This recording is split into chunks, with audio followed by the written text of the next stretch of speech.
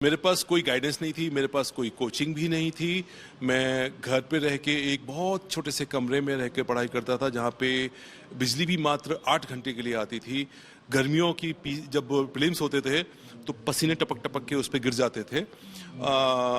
AC वेसी तो कोई ड्रीम की बातें थी। मकान में हुई है और इसीलिए मुझे रात में जगने की आदत है, क्योंकि दिन में शोर होता था, मैं रात में पढ़ता था। जब वहाँ पहुँचे तो it was not small piece, middle class family, गाँव देहात के लोग, और we were registered, everything was on paper, but the way rudeness जिसे कहते हैं पुलिस की, वो भी उनको सोचना चाहिए कि जो इंसान आया है उसके बच्चे साथ बैठे हुए हैं, कम से कम बच्चों के सामने तो इंसल्ट ना करो, ह्यूमिलेट ना करो।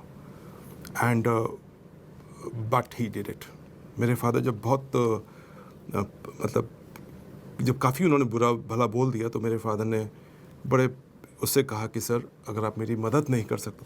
इनफैक्ट मैं आपको बताऊं, मुझे वर्बेटिम याद है। वो ऐसी इतना अपमान जो उसने किया, वो 10 मिनट मेरे जीवन में एक एक शब्द वर्बेटिम मुझे याद है कि उसने क्या बोला। मेरे फादर ने, मेरे सामने पिक्चर चलती है आज भी। वो एक बहुत गहरा दर्द है अंदर दिल के, लेकिन ईश्वर ने बहुत अच्छे से उसको निभाया। तो मेरे फादर ने एंड में यही कहा कि अगर आप मेरी मदद नहीं कर सकते हैं तो मेरी बेइज्जती मत करो। On this he just through that paper, जो एनवेलप पेपर्स दिखाए थे पापा के लगा के। और मैं ये आज पहली बार बोल रहा हूँ, मैंने कभी बोला नहीं।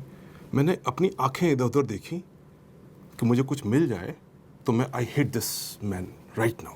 वो एक मोमेंट था एक्सट्रीम नाराजगी का, गुस्से का। फिर उसकी अगली बात यह हुई कि मेरे फादर ने कहा कि आप मेरी ऐसी बेइज्जती ना करो।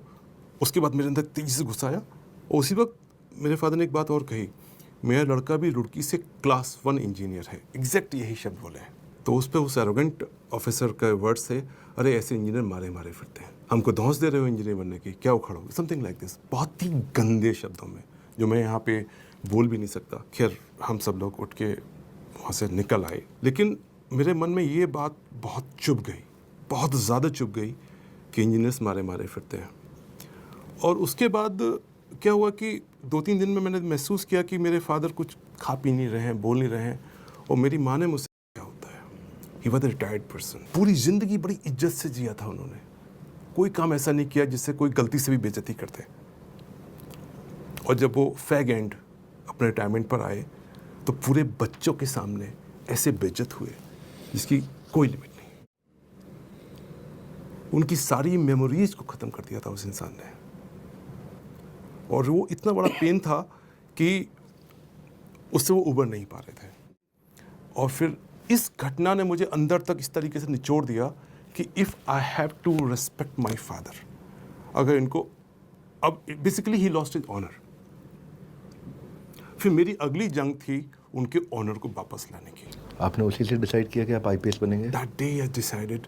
मैं मंदिर गया, माता रानी के सामने मत्था टेका। हिम्मत नहीं थी बेसिकली, मैं कौन ऐसे बताऊं कि मैं आईपीएस बन सकता हूँ।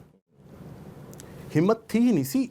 जब तक आपके आसपास के लोग अच्छा ना करें, आपको खुद पे कॉन्फिडेंस नहीं आता है।